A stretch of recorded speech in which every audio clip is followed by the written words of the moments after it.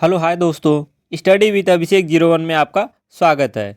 दोस्तों रीड का जो है दोस्तों क्या है कि बुकलेट जो है कि डाउनलोड हो रहा है। हमने सुबह के जो है कि वीडियो में बता दिया था कि आपको बुकलेट कैसे डाउनलोड करना है। ठीक है, तो हमारा सीरीज कोड दोस्तों ए है, तो इसका हम आज सीडीपी का आंसर की जानेंगे कि इसका जो है कि आंसर क्या है। ठीक है, तो आप अपना आंसर की मिला लीजिएगा कि आपका कितना सही होता है। ठीक है, अगर दोस्तों किसी जो क्वेश्चन में डाउट होगा, ठीक है, और उत्तर में जो कि कमेंट कर जरूर बताइएगा। और दोस्तों हम कर रहे हैं इस समय सीडीपी, ठीक है ना। अभी हम कर रहे हैं सीडीपी, इसके 10 मिनट बाद आपको हिंदी देखने को मिलेगा। ठीक है, इसके बाद संस्कृत द्वितीय ऐसे ही मिलेगा। इसके बाद एक कंबाइंड आपको लेवल 1 का दोस्तों मिलेगा पूरा आंसर की। तो वीडियो को फुल वॉच करिएगा और अपना आंसर मिला लीजिएगा। ठीक है, हमारा है दोस्तों यह सीडीपी लेवल 1 का। इसमें पहला क्वेश्चन पूछा था कि हल के प्रभावी प्रतिक्रिया संभाविता सूत्र में प्रतिक्रिया निषेध का प्रतीक क्या है। तो इसका दोस्तों आंसर हो जाएगा आई आर। ठीक है, आई आर इसका आंसर डी वाला। इसके बाद दूसरा क्वेश्चन आपका है दोस्तों कि हार्वर्ड गार्डनर के अनुसार बहुबुद्धि सिद्धांत को विद्यालय में किस प्रकार लागू करना चाहिए। तो इसका दोस्तों आंसर हो जाएगा दूसरा कि शिक्षकों को कला, संगीत और भूमिका अभिनय जैसे विविध तरीकों का उपयोग करके पाठ पढ़ाने के लिए प्रशिक्षित करके। ठीक है, तो आपका आंसर कौन सा हो जाएगा, आपका आंसर हो जाएगा कौन सा, बी वाला। ठीक है, कौन सा, बी वाला दोस्तों आपका आंसर सही हो जाएगा। अब बात करते हैं क्वेश्चन नंबर 3 की। तीसरा कहता है कि किसी अन्य के व्यवहार एवं व्यक्तित्व लक्षणों को स्वयं अपने द्वारा अपनाने को क्या कहते हैं। तो इसको दोस्तों क्या कहते हैं, इसको हम कहते हैं आपका पहचान। ठीक है, तो आपका बी वाला दोस्तों क्या हो जाएगा, सही हो जाएगा, आइडेंटिफिकेशन। दोस्तों हम क्वेश्चन पढ़ेंगे, क्वेश्चन पढ़ने के बाद हम डायरेक्ट आंसर पढ़ेंगे। ठीक है, हमें बस आंसर की मिलाना है, ज़्यादा जो है कि लेकर नहीं चलना है। ठीक है ना, तो आप जल्दी जल्दी अपना आंसर की मिला लीजिएगा और तुरंत तैयार रहिएगा, हिंदी भी वीडियो आपको जल्दी मिलने वाला है। ठीक है ना। चौथा क्वेश्चन है कि क्रियात्मक अनुसंधान की मुख्य विशेषता क्या है। तो इसकी विशेषता क्या है दोस्तों, तो इसका आंसर हो जाएगा पहला ही, यह एक क्या है, गतिशील प्रक्रिया है। ठीक है, तो आपका ये वाला ऑप्शन क्या हो जाएगा, सही हो जाएगा। अब है दोस्तों क्वेश्चन नंबर 5। क्वेश्चन नंबर 5 है कि पढ़े गए पाठ को समझने याद करने में कठिनाई का संकेत क्या है। तो इसका दोस्तों आंसर क्या हो जाएगा, इसका हो जाएगा दोस्तों आपका सी। ठीक है ना, उच्च प्रभाव के साथ पढ़ना लेकिन कम समझना। ठीक है ना, और दोस्तों इसमें थोड़ा सा डाउट भी है। ठीक है, इसमें थोड़ा सा डाउट है ये 5वें वाले क्वेश्चन में। ठीक है ना, हो सकता है कि इसका आंसर दोस्तों बी भी हो सके, तो बस हमारे हिसाब से दोस्तों इसका आंसर सी है। अब आंसर की आएगा तो समझ में आएगा कि आपका दोस्तों कौन सा माना है आयोग ने। ठीक है, तो इसका आंसर सी दोस्तों क्या हो जाएगा, सही हो जाएगा।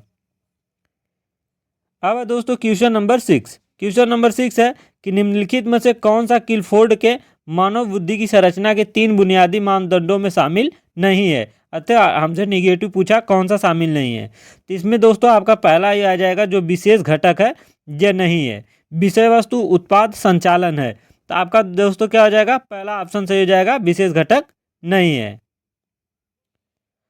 अब दोस्तों क्वेश्चन नंबर 7।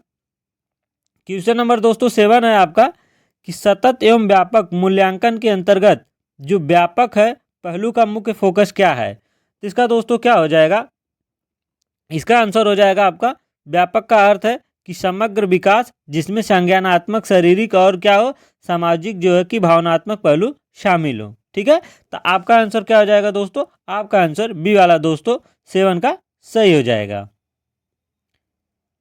अब दोस्तों क्वेश्चन नंबर 8। क्वेश्चन नंबर दोस्तों 8 कहता है कि कौन सा समायोजन तंत्र जो दोस्तों हताश को क्या करता है, बाहरी स्रोतों पर थोपता है। तो इसका आंसर हो जाएगा दोस्तों पहला ए वाला आंसर, वही दंडनात्मक। ठीक है, तो इसका ए वाला आंसर क्या हो जाएगा, आपका सही हो जाएगा। अब दोस्तों क्वेश्चन नंबर हमारा 9 कहता है कि मास्लो की आवश्यकता अनुसार पदानुक्रम के शीर्ष पर कौन है, अर्थात शीर्ष पर बोले तो दोस्तों से ऊपर कौन सा है। ठीक है, तो इसका सबसे ऊपर दोस्तों कौन सा है, तो पहला आपका सी दोस्तों हो जाएगा, आत्म साक्षात्कार। ठीक है, तो आपका क्या हो जाएगा, आंसर नंबर इसका सी दोस्तों पहले शीर्ष स्थान पर है। अब है दोस्तों क्वेश्चन नंबर 10 कि निम्नलिखित में से कौन सी एक पिछड़े बालक की विशेषता नहीं है। तो इसमें दोस्तों क्या हो जाएगा, इसका आंसर हो जाएगा आपका सी वाला ही, कि औसत मानसिक और शैक्षिक आयु वयस्कों में क्या करना, वर्ग से निम्न। ठीक है, यह दोस्तों नहीं है, तो आपका इसमें भी सी वाला आंसर क्या हो जाएगा, सही हो जाएगा। अब दोस्तों क्वेश्चन नंबर हमारा 11 कि अधिगमकर्ता की मूलभूत क्षमता और योग्यता में क्या शामिल है। तो इसका आंसर दोस्तों क्या हो जाएगा, क्या शामिल है, तो इसमें आपका सी वाला हो जाएगा कि शिक्षार्थी की अंतर्निहित क्षमताएं और क्या हैं, कौशल शामिल है। तो आपका सी वाला आंसर क्या हो जाएगा दोस्तों, सही हो जाएगा। दोस्तों हमें जल्दी जल्दी अपना क्या करना है इस समय, बस जो कि आंसर की मिलाना है, ठीक है ना। और दोस्तों कमेंट कर बताइएगा कि आपका कितना सही हो रहा है। अब दोस्तों क्वेश्चन नंबर 12 कि अभिप्रेरणा के व्यवहारवादी अधिगम सिद्धांतों के अनुसार व्यवहार को आकार देने वाला प्रमुख कारक कौन सा है। तो इसका दोस्तों कौन सा है, कौन सा, रिइंफोर्समेंट अर्थात पुनर्बलन। ठीक है, तो आपका इसमें क्या हो जाएगा, व्यवहारवादी कौन देता है, सी वाला आंसर आपका सही हो जाएगा। अब दोस्तों क्वेश्चन नंबर 13, क्वेश्चन नंबर दोस्तों 13 कहता है कि व्यक्तित्व की संकल्पना में निम्नलिखित में से कौन सा दोस्तों सम्मिलित नहीं है, अर्थात हमसे निगेटिव पूछा है। तो इसमें दोस्तों कौन सा नहीं है, तो आपका आंसर हो जाएगा दोस्तों जो स्थिर संगठन है, ये वाला आपका नहीं है। तो आपका डी वाला आंसर क्या हो जाएगा दोस्तों, सही हो जाएगा, ये सम्मिलित नहीं है। अब दोस्तों क्वेश्चन नंबर 14, क्वेश्चन नंबर 14 है कि अलाभान्वित बच्चों के लिए मुख्य भावनात्मक जो है चुनौती क्या होती है। तो इसमें दोस्तों क्या होती है, तो इसका आंसर क्या हो जाएगा, पहला हीनता जो है, हीनता ग्रंथि और नकारात्मकता। ठीक है, तो आपका इसमें जो दोस्तों क्या हो जाएगा, 14 में वाला आंसर क्या हो जाएगा, आपका सही हो जाएगा। अब दोस्तों क्वेश्चन नंबर 15, क्वेश्चन नंबर 15 है कि बर्ड के अनुसार शैक्षिक लब्धि दोस्तों EQ की गणना सूत्र क्या है। तो इसका दोस्तों आंसर हो जाएगा बी सही। ठीक है ना, EA/CA × 100। ठीक है, तो आपका बी वाला दोस्तों क्या हो जाएगा, इसमें आपका सही हो जाएगा बर्ड के अनुसार। तो 15 का बी वाला आंसर सही है। अब दोस्तों क्वेश्चन नंबर 16 कि पूर्व संक्रियात्मक अवस्था के दौरान कौन सी क्षमता विकसित होती है, जो जीन प्याजे वाला है दोस्तों। ठीक है, तो इसमें कौन सी हो जाएगी आपकी दोस्तों, बी वाला सही हो जाएगा, प्रतीकात्मक सोच अर्थात सिंबॉलिक थिंकिंग। ठीक है, तो आपका दोस्तों क्या हो जाएगा, बी वाला आंसर जो सही हो जाएगा, 16 का बी सही। अब दोस्तों क्वेश्चन नंबर 17, क्वेश्चन नंबर 17 कहता है दोस्तों कि RTE के अधिनियम जो छात्रों के सीखने के मूल्यांकन के लिए शिक्षकों की जिम्मेदारी के बारे में क्या कहता है। ठीक है, तो इसमें दोस्तों क्या कहता है, तो इसका दोस्तों क्या हो जाएगा, इसका पहला वाला आंसर सही हो जाएगा कि प्रत्येक बच्चे की सीखने की क्षमता का मूल्यांकन करें और आवश्यकता अनुसार क्या करें, अतिरिक्त निर्देश दें, डायरेक्शन। ठीक है, तो आपका दोस्तों क्या हो जाएगा, ये वाला दोस्तों आपका क्या हो जाएगा, आंसर सही हो जाएगा। अब दोस्तों क्वेश्चन नंबर 18 कि निम्नलिखित में से कौन सी एक व्यक्तित्व मापन के प्रक्षेपण परीक्षण की विधि नहीं है, अर्थात हमसे निगेटिव पूछा है। तो इसमें कौन सी नहीं है दोस्तों, तो इसका आंसर हो जाएगा सी, रेटिंग मापनी दोस्तों जो है नहीं है। तो हमारा 18 का सी वाला आंसर सही हो जाएगा। अब दोस्तों क्वेश्चन नंबर 19 पूछा है कि विकास के सिद्धांतों के अनुसार मस्तिष्कोद्मुखी विकास अर्थात सिफेलोकॉर्डल डेवलपमेंट का क्या अर्थ है। दोस्तों सिफेलोकॉर्डल मतलब सिर से लेकर पैर तक। तो ठीक है, तो इसका आंसर क्या हो जाएगा, जहाँ सिर से अर्थात बी वाला, विकास जो होता है क्या होता है, सिर से शुरू होता है और पैर की ओर बढ़ता है। किसका, सिफेलोकॉर्डल का अर्थ यही होता है, सिर मतलब सिर से लेकर विकास तक।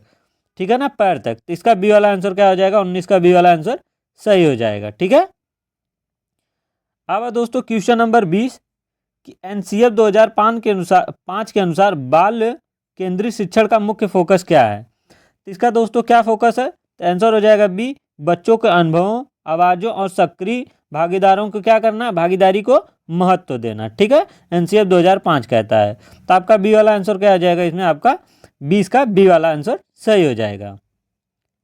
अब दोस्तों क्वेश्चन नंबर 21, क्वेश्चन नंबर दोस्तों 21 कहता है कि ADHD वाले छात्रों की सीखने में मदद के लिए कौन सा जो से शिक्षण सुझाव जो है सुझाया गया है।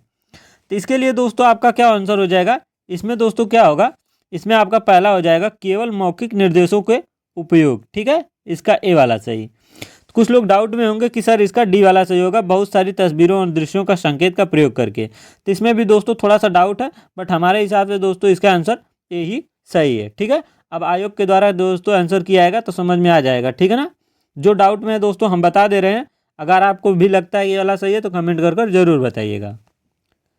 अब दोस्तों 22 कहता है बंदूरा ने दूसरों के व्यवहार का अवलोकन करके सीखने का क्या नाम दिया। तो इसका दोस्तों क्या नाम दिया, इसका आंसर हो जाएगा सी दोस्तों, कौन सा, स्थापन्य क्या अधिगम। ठीक है, तो इसका आंसर दोस्तों क्या हो जाएगा, 22 का सी दोस्तों सही हो जाएगा। ठीक है, अब दोस्तों क्वेश्चन नंबर 23।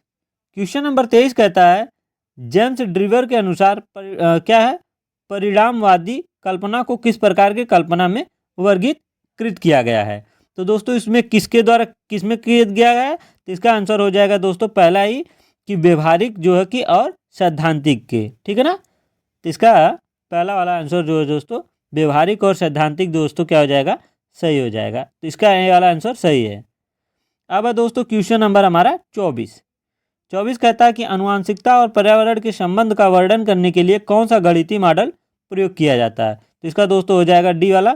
ठीक है ना, गुणा वाला। ठीक, तो इसका जो कि डी सही हो जाएगा। अब दोस्तों क्वेश्चन नंबर 25 पूछा है कि NCERT के दस्तावेज की प्रारंभिक स्तर पर सीखने के प्रतिफल, ठीक है, सीखने के प्रतिफलों के उद्देश्य के बारे में क्या कहता है। तो इसमें दोस्तों क्या कहता है, इसका हो जाएगा सी आंसर कि यह सुनिश्चित करता है कि छात्र क्या हैं, आयु उपयुक्त दस्तावेज का क्या करें को प्राप्त कर सकें। ठीक है, तो इसका दोस्तों सी वाला आंसर क्या हो जाएगा आपका 25 का सी वाला सही हो जाएगा। ठीक है, अब दोस्तों क्वेश्चन नंबर 26 कि वृद्धि और विकास के बीच क्या अंतर है। तो इसका दोस्तों हो जाएगा पहला कि वृद्धि जो होती है मात्रात्मक परिवर्तनों को संदर्भित करता है, जबकि विकास जो होता है मात्रात्मक और गुणात्मक दोनों को परिवर्तनों को शामिल करता है। तो आपका ए वाला आंसर सही हो जाएगा। 26 का ये दोस्तों क्या है, सही हो जाएगा आपका। अब दोस्तों क्वेश्चन नंबर 27 कहता है कि मनोविज्ञान में, ठीक है, मनोविज्ञान में व्यक्तिगत विभिन्नताओं को सही जो है व्याख्या करता है। तो दोस्तों कौन सा व्याख्या करता है, तो इसका आंसर हो जाएगा दोस्तों ए कि व्यक्तियों क्या है, व्यक्तियों में एकल या अनेक जो है, ठीक है, इसका आंसर पहला हो जाएगा कि व्यक्तियों में एकल या अनेक विशेषताओं के संदर्भ में विविधताएं क्या है या तो विचलन है। ठीक है, तो आपका 27 का दोस्तों क्या हो जाएगा, ए वाला आंसर सही हो जाएगा। अब दोस्तों क्वेश्चन नंबर 28 कि कौन सा सिद्धांत निजी भाषण पर पर्यावरणीय संदर्भों को प्रभावित करता है। तो दोस्तों इसका आंसर हो जाएगा पहला वाइगोस्की। ठीक है ना, तो इसका आंसर पहला दोस्तों सही हो जाएगा। अब दोस्तों क्वेश्चन नंबर 29 कहता है कि बीएफ स्किनर के अधिगम की व्याख्या करने के लिए मानवीय व्यवहार और उद्दीपकों के बीच कौन सा बल दिया जाता है। तो ये दोस्तों इसका आंसर हो जाएगा आपका बी वाला की कार्यात्मक विश्लेषण। ठीक है ना, फंक्शनल एनालिटिकल। ठीक है, तो आपका बी वाला आंसर क्या हो जाएगा, सही हो जाएगा। अब दोस्तों क्वेश्चन नंबर 30 कि अधिक संज्ञान कौशलों के अंतर्गत निगरानी में क्या शामिल है। तो इसका दोस्तों आंसर हो जाएगा क्या, बी वाला कि प्रश्न पूछने जैसे क्या समझ में आ रहा है। ठीक है, तो इसका 30 का बी वाला आंसर क्या हो जाएगा दोस्तों, सही हो जाएगा। ठीक है, तो दोस्तों हमारा था 30 क्वेश्चन में आप सीडीपी में बताइएगा कमेंट कर कि आपका कितना आंसर सही होता है। ठीक है, और दोस्तों बस कुछ टाइम के बाद आपका हिंदी का दोस्तों हिंदी जो कि प्रथम भाषा अपलोड हो रही है, तो वो भी अपना आंसर की मिला लीजिए। ऐसे सीक्वेंस बाई एक सब्जेक्ट का होगा, उसके बाद कंबाइंड एक हम वीडियो बना देंगे। ठीक है, लगभग 35 वीडियो में सारा कर देंगे। तो दोस्तों यही था वीडियो। अगर किसी क्वेश्चन में डाउट हो दोस्तों, अगर गलती हो तो कमेंट कर जरूर बताइएगा। दोस्तों जुड़े रहिएगा और पूरा आंसर की देख लीजिएगा, अपने दोस्तों तक जो कि शेयर कर दीजिएगा इस वीडियो को, ताकि वो भी अपना आंसर की मिला लें। तो चलिए दोस्तों मिलेंगे नए वीडियो में, तब तक दोस्तों जय हिंद, वंदे मातरम।